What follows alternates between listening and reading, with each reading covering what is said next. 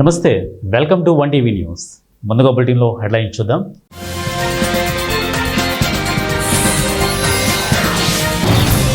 China victory day వేడుకలు, భారీ అధునాతన ఆయుధ ప్రదర్శన.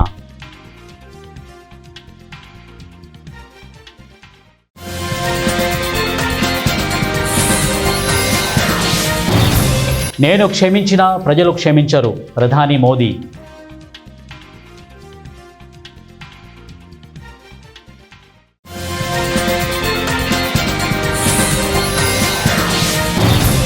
లండన్లో రోడ్డు ప్రమాదం, 2 హైదరాబాద్ యువకుల దుర్మరణం.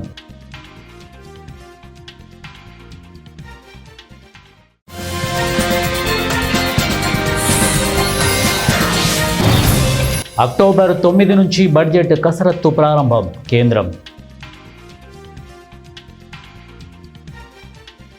బులెటిన్లో డీటెయిల్స్ చూద్దాం. బీహార్లో రాహుల్ గాంధీ చేపట్టిన ఓటర్ అధికార్ యాత్రలో మోదీ తల్లి దివంగత హీరాబెన్ను ఉద్దేశిస్తూ కొందరు విపక్ష నేతలు అవమానకరంగా మాట్లాడిన ఉదంతంపై ప్రధాని మోదీ తొలిసారిగా ఆవేదనాభరితంగా స్పందించారు.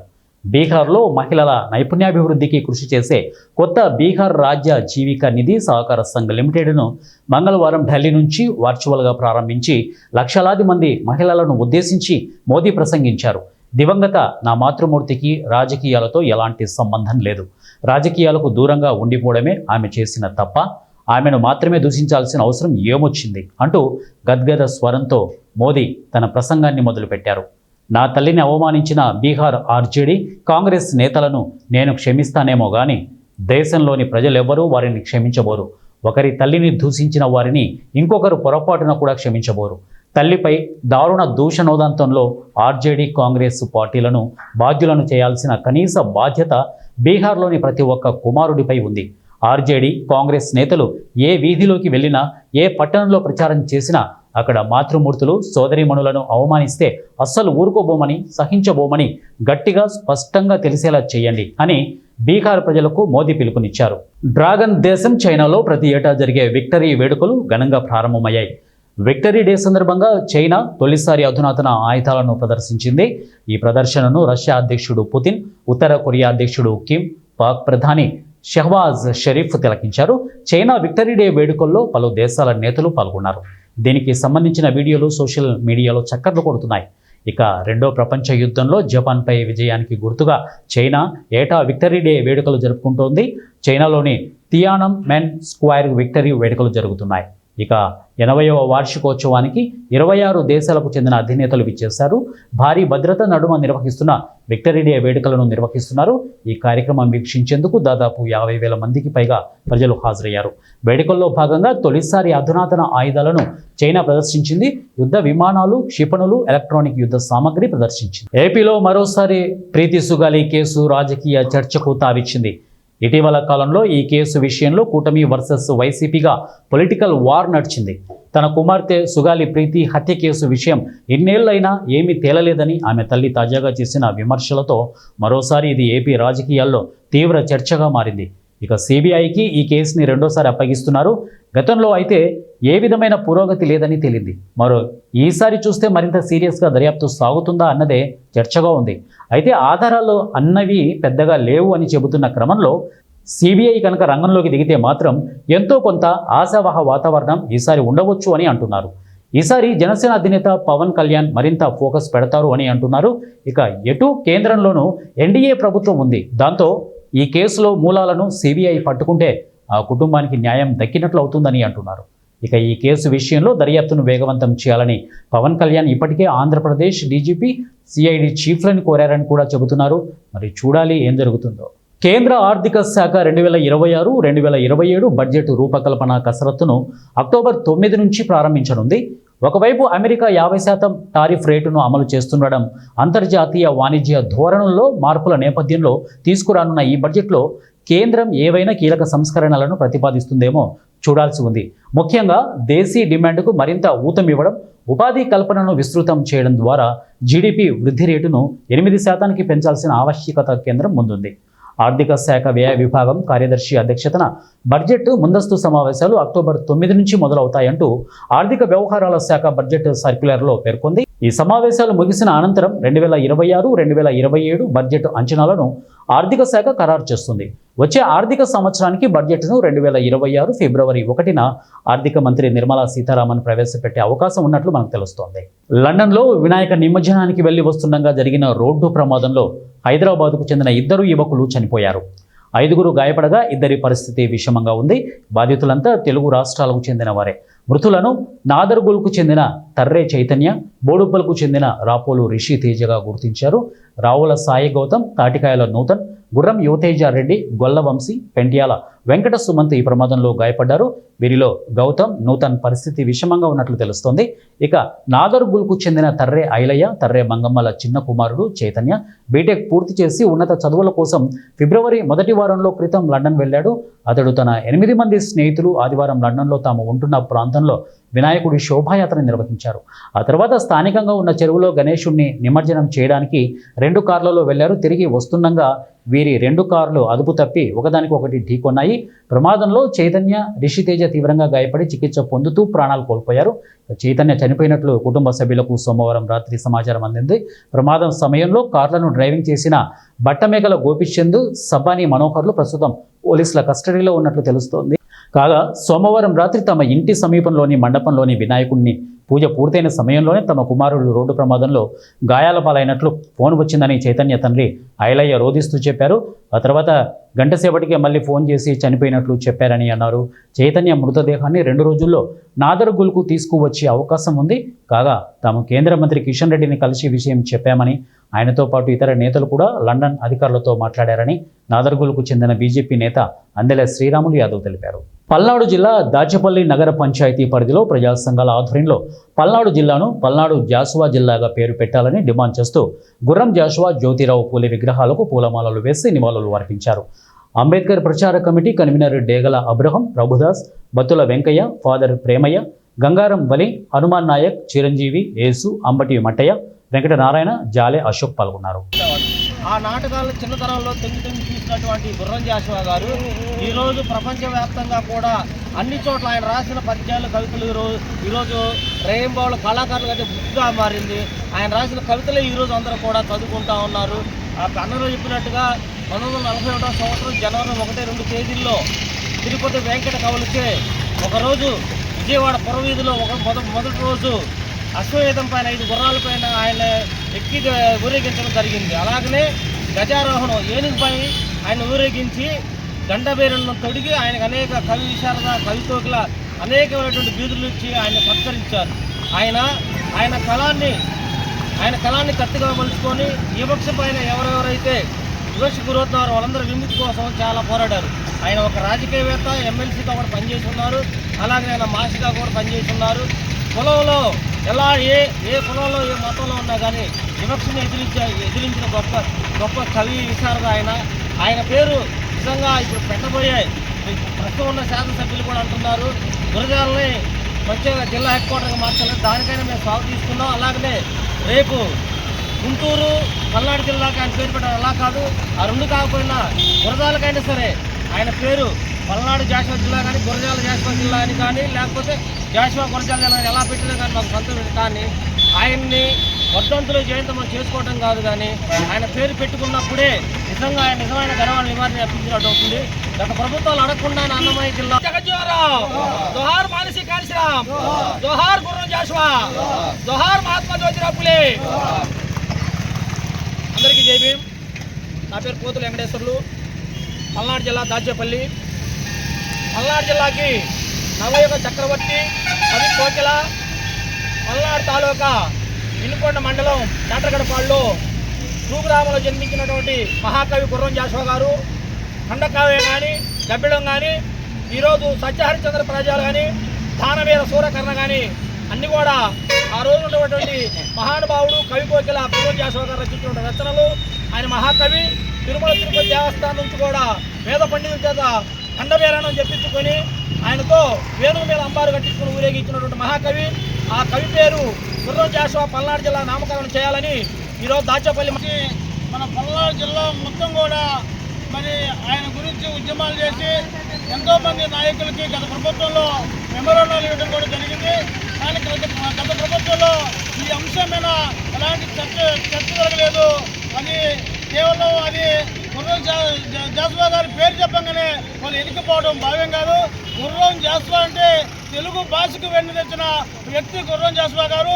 ఏ ఒక కులానికి సంబంధించిన వ్యక్తి కాదు, ఒక మతానికి సంబంధించిన వ్యక్తి కాదు. కాబట్టి సర్వ మానవులకి మరి ఉపయోగపడే వ్యాస రచనలు ఏదైతే కవిత్వాలు అనేకమైన మరి విషయాల మీద ఆయన కవిత్వాన్ని మనకి అందించారు. అలాంటి గొప్ప వ్యక్తి మరి గతంలో మనం చూసినట్టయితే స్వతంత్ర ఉద్యమంలో కూడా పనిచేసినటువంటి పెద్ద పెద్ద నాయకుల యొక్క చరిత్రను కూడా కవిత రూపంలో మనకి అందించినటువంటి వ్యక్తి. మరి అలాంటి వ్యక్తి పేరు మన పల్నాడు జిల్లాలో ఏర్పాటు చేయాలని, ఆయన పేరు నామకరణం చేసే విధంగా ఎన్డీఏ ప్రభుత్వం చర్యలు తీసుకోవాలని చెప్పి, అదేవిధంగా స్థానిక శాసనసభ్యులు వారు పల్నాడు జిల్లా గురజాల కేంద్రంగా జిల్లా ప్రకటించాలని చెప్పి మరి గతంలో చెప్పారు. ఏదైనా అలాంటి విషయం జరిగినప్పుడు కూడా గురజాల జిల్లాగా ప్రకటించినప్పుడు కూడా జాస్వా గురజాల జిల్లాగా.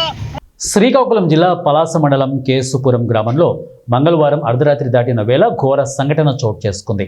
చేతబడి నెపంతో గ్రామానికి చెందిన వృద్ధుడు ఉంగా శ్రీరాముల్ని అతి దారుణంగా రాళ్లతో కొట్టి హత్య చేశారు. అదే గ్రామానికి చెందిన అంబల తులసిరావు వ్యక్తి ఇటీవల అనారోగ్యానికి గురయ్యాడు. పలు ప్రాంతాలలో ఉన్న దాసుడు వద్దకు వెళ్ళగా గ్రామానికి చెందిన వ్యక్తి చేతబడి చేయడంతో జరిగిందని తెలిపారు. శ్రీరాములపై అనుమానంతో ఈ ఘాతకానికి పాల్పడి ఉంటారని అనుమానిస్తూ కాశీబుగ్గ పోలీసులు కేసు నమోదు చేసి దర్యాప్తు చేస్తున్నారు.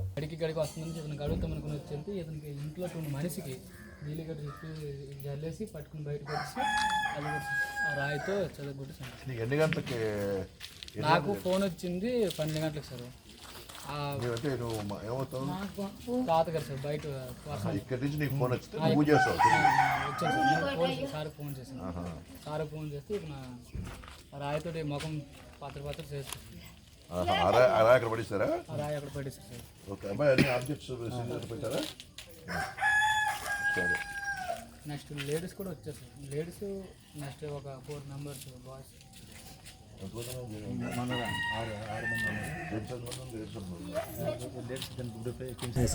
సెలైన్ పెడితేనే మాకు దెయ్యాలు వచ్చి వాళ్తున్నాయి, నాకు జ్వరం తగ్గట్లేదు అని ఒక తులసి అనే ఒక అతను, ఆ కుటుంబ సభ్యులు అందరూ కూడా ఆ యొక్క ముంగరాముల ఇంటి మీదకి వెళ్ళి ఆ భార్య భర్త ఇద్దరు ఎదురు పర్సన్స్ ఇంట్లో పడుకుంటే ఆ భర్తని బయటికి లాక్కొచ్చి రాళ్ళతోని కర్రలతోని కొట్టి చంపేశారు.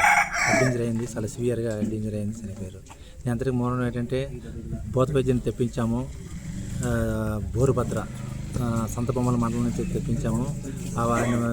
దెయ్యాలు సెల్లింగ్ వల్ల ఈ దెయ్యాలు వచ్చి వాళ్తున్నాయి. సెల్లింగ్ మీ ఊరుడే పెట్టాడు, పలానా రాములు పెట్టారని చెప్పారని వాళ్ళ గ్రామస్తులంతా అంటే ఆ కుటుంబ సభ్యులంతా ఒకటి అయిపోయి మా ఊరికి ఈ చుట్టుపక్కల ఎంతో చాలా మంది బతుకులు చూపించాము. అందరూ ఆయన పేరు చెప్తుంటారని. అలాగే ఇంతకుముందు కూడా డిసీజ్ మీద కూడా చాలామంది అపోహలు ఉన్నాయి. దెయ్య సెల్లింగ్ ఉంది, ఈ సెల్లింగ్ వల్ల చాలా మంది ఇబ్బంది పడుతున్నారని ఉంది. అంత అద్భుత కల్పన అని తెలియక మొత్తం ఈ కుటుంబ సభ్యులందరూ కూడా వచ్చి సుమారు 8 మెంబర్స్ ఆ కుటుంబం దాడి చేసి. ఉమ్మడి ఖమ్మం జిల్లాలో తెలంగాణ ముఖ్యమంత్రి పర్యటన సందర్భంగా ఖమ్మం జిల్లాలోని పీడీఎస్యూ నేతలను అరెస్టు చేసి టూటౌన్ పోలీస్ స్టేషన్కి తరలించారు. ఈ సందర్భంగా పీడీఎస్యూ ఖమ్మం జిల్లా ప్రధాన కార్యదర్శి గోకినపల్లి మస్తాన్ పాల్గొని మాట్లాడుతూ తెలంగాణ రాష్ట్ర వ్యాప్తంగా పెండింగ్లో ఉన్న స్కాలర్షిప్ ఫీజు రియంబర్స్మెంట్ విడుదల చేయాలని అన్నారు. ఖమ్మం జిల్లాలోని యూనివర్సిటీని ఏర్పాటు చేయాలని, ఉద్యోగాలను తక్షణ భర్తీ చేయాలి, అలాగే అద్దె భవనాలతో కొనసాగుతున్న హాస్టల్స్ మరియు గురుకులాలకు సొంత భవనాలను ఏర్పాటు చేయాలని వాళ్ళు తెలియజేశారు. భద్రాద్రి కొత్తగూడెం జిల్లాలో గిరిజనుల యూనివర్సిటీని ఏర్పాటు చేయాలని చెప్పి, అదేవిధంగా అద్దె భవనాలతో నడుపుతున్న హాస్టల్స్ గురుకులాలు ఏవైతే ఉన్నాయో వాటికి సొంత భవనాలను ఏర్పాటు చేయాలి. ఏదైతే ఖమ్మం జిల్లాలో అతిపెద్ద కాలేజీ ఎస్ఆర్ బిన్నర్ కాలేజీ ఉందో దానికి ప్రత్యేకంగా పీజీని సపరేట్ గదులను ఏర్పాటు చేయాలని, అదేవిధంగా విద్యార్థులకి ఏదైతే పెరిగిన సంఖ్యకి అనుకూలంగా బస్ సంఖ్యను పెంచాలి, బస్ పాసులను కూడా బాయ్స్కి ఉచితంగా ఇవ్వాలని చెప్పి సందర్భంగా మేము డిమాండ్ చేస్తూ ఉన్నాం. కానీ ప్రజాపాలన అంటూ కాంగ్రెస్ ప్రభుత్వం ఈరోజు అధికారానికి వచ్చిన రేవంత్ రెడ్డి గారు మొత్తం కూడా బడా కార్పొరేట్ విద్యా సంస్థలు కొమ్ముగాసి విద్యార్థుల ప్రాణాలు తీసిన పరిస్థితి తెలంగాణ రాష్ట్రంలో కనపడతా ఉంది. ఈ ఉమ్మడి ఖమ్మం జిల్లాలో శ్రీ చైతన్య, నారాయణ లాంటి విద్యా సంస్థలలో అనేక మంది విద్యార్థులు ఫీజులు వసూలు చేసిన పరిస్థితులలో విద్యార్థి తల్లిదండ్రుల దగ్గర నుంచి వసూలు చేస్తూ విద్యార్థుల ప్రాణాలు తీసిన పరిస్థితి ఈ ఖమ్మం జిల్లాలో కనపడతా ఉంది తెలంగాణ రాష్ట్ర వ్యాప్తంగా. అదేవిధంగా ఇక్కడ ఎస్ఆర్ కాలేజీ కూడా హనుమకొండ ఎస్ఆర్ కాలేజీలో విద్యార్థి లెటర్ రాసి చనిపోయినా కూడా ఇంతవరకు దాని మీద విచారణ జరిపించిన పరిస్థితి ఈ తెలంగాణ రాష్ట్రంలో కనపడుతూ ఉంది. తక్షణమే కార్పొరేట్ విద్యా సంస్థలు ఏవైతే ఉన్నాయో అనుమతులు లేకుండా నడిపిస్తున్న కార్పొరేట్ విద్యా సంస్థలు ప్రైవేట్ పాఠశాలపై చర్యలు తీసుకొని వాటిని గుర్తింపు రద్దు చేయాలని చెప్పి సందర్భంగా మేము డిమాండ్ చేస్తాము. కానీ కాంగ్రెస్ ప్రభుత్వం రేవంత్ రెడ్డి గారు ఏవైతే రియల్ ఎస్టేట్ వ్యాపారాలు ఏవైతే ఉన్నాయో ఆ వాటికి కొమ్ము కాస్తూ ఈరోజు నిరుద్యోగుల మోసం చేసిండు, విద్యార్థుల మోసం చేసిండు. ఇలాంటి విద్యార్థి సంఘ నాయకులు అడిగితే ప్రజాపాలన అంటూ మీరు ప్రశ్నించవచ్చు, మీరు ఎక్కడైనా ధర్నాలు చేసుకోవచ్చు అని చెప్పిన రేవంత్ రెడ్డి ఎన్నికల ముందు ఇప్పుడు విద్యార్థి సంఘ నాయకులు అక్రమంగా ఉమ్మడి జిల్లా వ్యాప్తంగా రాత్రి నుంచి అరెస్ట్ చేసిన పరిస్థితి ఈ ఉమ్మడి ఖమ్మం జిల్లాలో కనపడుతోంది. పీడీఎస్ విద్యార్థి సంఘంగా మేము ఒకటే వారిని అనంతపురం జిల్లా కళ్యాణదుర్గం పట్టణం కేంద్రంలో ఎమ్మెల్యే అమిలినేని సురేంద్రబాబు పర్యటించారు. పట్టణ కేంద్రం బళ్ళారి రోడ్డులో ఏర్పాటు చేసిన శ్లోక డెంటల్ ఆసుపత్రిని కళ్యాణదుర్గం ఎమ్మెల్యే సురేంద్రబాబు ప్రారంభించారు. దంత సమస్యలతో బాధపడుతున్న తరుణంలో బాధితులు ఎమ్మెల్యే దృష్టికి తీసుకురాగా వెంటనే డెంటల్ ఆసుపత్రిని ప్రారంభించి ఆరోగ్య ప్రదాతగా ఎమ్మెల్యే మారారు. దంతాల శుభ్రత పాటించి రోగాల బారిన పడకుండా ఆరోగ్యం కాపాడుకోవాలని నియోజకవర్గ ప్రజలకు సూచించారు. ఉద్దేశంతో శ్లోక డెంటల్ క్లినిక్ అని నిజంగా అమ్మాయికి చాలా ఎక్స్పీరియన్స్ ఉంది. 8 సంవత్సరాలు ఎక్స్పీరియన్స్ ఉండడం నిజంగా ఇక్కడ డెంటల్ క్లినిక్ అనేది కూడా చాలా అత్యవసరం. మన కళ్యాణదుర్గం ప్రాంతంలో కూడా చాలామంది బాధపడుతుంటారు డెంటల్ సమస్యలతో. చాలామంది మనం నెగ్లెక్ట్ చేసేది కూడా పంట దగ్గరే. అది చాలా రకాలుగా ఇబ్బందికి గురి చేస్తుంది మన ఆరోగ్యాన్ని కూడా. ఎప్పటికప్పుడు మనం పళ్ళుని శుభ్రం చేయించుకోవడమో, డాక్టర్ దగ్గరికి వచ్చి కన్సల్టెన్సీ తీసుకోవడమో జరిగితే వాళ్ళకి అన్ని విధాలు కూడా ఆయుష్ పెరుగుతుంది, మిగిలిన రోగాలు కూడా తగ్గుతాయి. కాబట్టి ఏదేమైనా కూడా కళ్యాణదుర్గంలో ప్రారంభించాలంటే ధైర్యం చేయడమే. నిజంగా అమ్మాయిని మనం అందరం కూడా అభినందించాల్సిందే. ధైర్యంగా ఎక్కడైనా ఎవరైనా అనంతపురం పట్టణంలోనో లేదా ఇంకో చోట ప్రారంభిస్తారు. కళ్యాణదుర్గంలో ఇంత బాగా పెట్టడం కూడా గర్వించదగ్గ విషయమే. ఎప్పుడు ఎల్లవేళలా కూడా బాగుండాలని, ఎప్పుడు కూడా మా ఆశీస్సులు ఉంటాయని తెలియజేస్తాం. పెద్దలందరికీ నా హృదయపూర్వక నమస్కారాలు. ఇక్కడ డెంటల్ అన్ని సర్వీసులు దొరుకుతాయి. Implants, root canal treatments, crown procedures, impactions, extractions, consultancies కూడా వస్తారు. క్లిప్ ట్రీట్మెంట్ కూడా ఇక్కడ చేయబడుతుంది. అందరూ అవసరం ఉన్న వాళ్ళందరూ రావాల్సిందిగా కోరుచున్నాను. ఎమ్మెల్యే గారికి కాళేశ్వరం ప్రాజెక్టు అవినీతిపై కేంద్ర దర్యాప్తు సంస్థ సిబిఐకి అప్పగించడాన్ని నిరసిస్తూ మంచిర్యాల జిల్లా కేంద్రంలోని ఐబీ చౌరస్తాలోని అంబేద్కర్ విగ్రహం ముందు బీఆర్ఎస్ పార్టీ ఆధ్వర్యంలో ధర్నా నిర్వహించారు. ఈ సందర్భంగా బీఆర్ఎస్ పార్టీ నాయకులు మాట్లాడుతూ కేసీఆర్కు ఎక్కడ మంచి పేరు వస్తుందోనన్న దురుద్దేశంతో కేసీఆర్ కేసులకు భయపడే వ్యక్తి కాదని, తెలంగాణ ఉద్యమంలో ఎన్నో కేసులు నమోదైనా కూడా ప్రత్యేక తెలంగాణ సాధించారని గుర్తు చేసుకున్నారు. దేశవ్యాప్తంగా కేసీఆర్కు వస్తున్న పేరును చూసి ఓర్వలేక అక్రమ కేసులు పెడుతున్నారని ఆరోపించారు. రాబోయే రోజుల్లో తెలంగాణలో కాంగ్రెస్ పార్టీకి బీఆర్ఎస్ పార్టీ శ్రేణులు తగిన గుణపాఠం చెప్తారని హెచ్చరించారు. నడిపల్లి దివాకర్ రావు గారి ఆదేశానుసారం గౌరవ రాష్ట్ర నాయకులు విజితన్న గారి సూచన మేరకి ఈ నియోజకవర్గ స్థాయిలో ఇలా శ్రీరాంపూర్ కావచ్చు, మంచిర్యాల కావచ్చు, లక్షపేట, హాజీపూర్, దండపల్లికి సంబంధించినటువంటి బీఆర్ఎస్ కుటుంబ సభ్యులు పెద్దలందరి నాయకత్వంలో నిరసన తెలియజేయడం జరుగుతుంది. నిరసన దేనికంటే గౌరవ కేసీఆర్ గారు ప్రాణత్యాగం చేసి ప్రాణం ఇక పోతుందా అని అయినప్పటికీ కూడా దీక్ష విరమించినప్పటికీ ఏదైతే తెలంగాణ రాష్ట్రం ఇచ్చినని ప్రకటన చేసినాక విరమించినటువంటి సందర్భం. కానీ ఈరోజు తెలంగాణ వద్దు అని తుపాకులు పట్టుకొని తిరిగినటువంటి గౌరవ ఇప్పుడున్నటువంటి ముఖ్యమంత్రి రేవంత్ రెడ్డి గారి నాయకత్వంలో అక్కడ సమైక్యాంధ్ర నినాదం వినిపించినటువంటి చంద్రబాబు గారి ఆదేశానుసారం ఇక్కడ రాష్ట్ర ప్రభుత్వం నడుతుందని తెలంగాణ ప్రజలు అనుకున్నటువంటి సందర్భం. ఎందుకు చెప్తున్నామంటే ఇలా కాళేశ్వరం ప్రాజెక్ట్ అనేది బహోత్తరమైన ప్రాజెక్టు. మీ అందరికీ మీడియా పెద్దలందరికీ కూడా అది చాలామంది పోయి సూచించినటువంటి సందర్భం.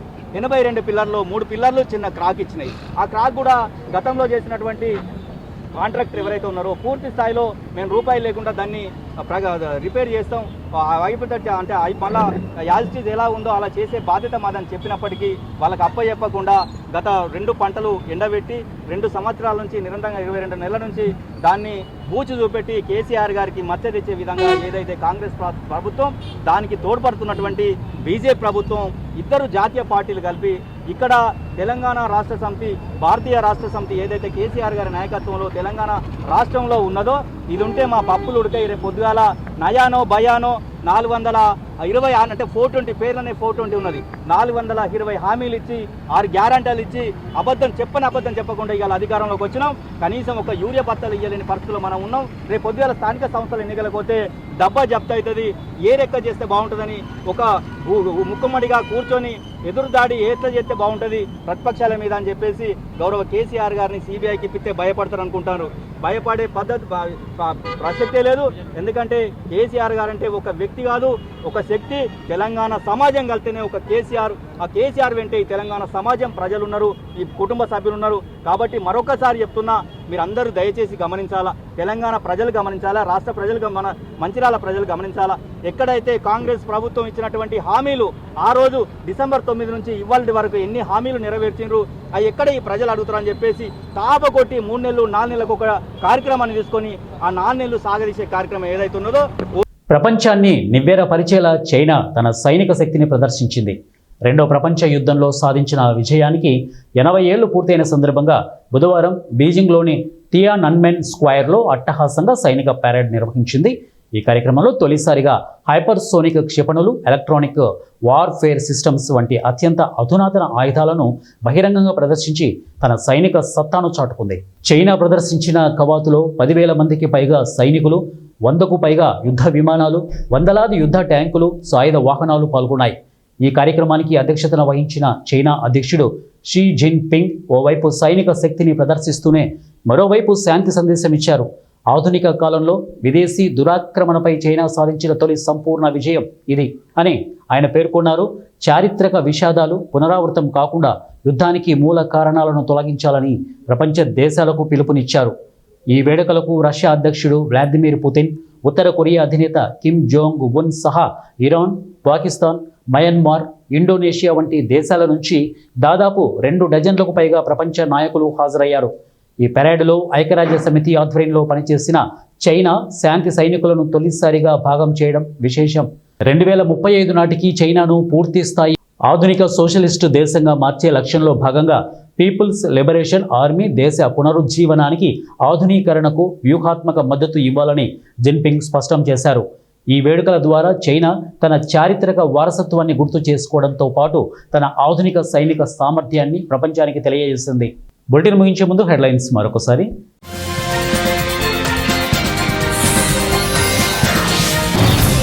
చైనా విక్టరీ డే వేడుకలు, భారీ అధునాతన ఆయుధ ప్రదర్శన.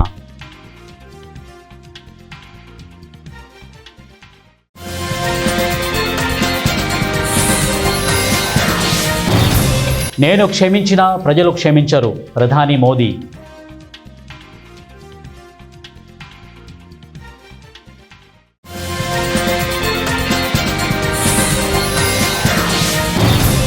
లండన్లో రోడ్డు ప్రమాదం, 2 హైదరాబాద్ యువకుల దుర్మరణం.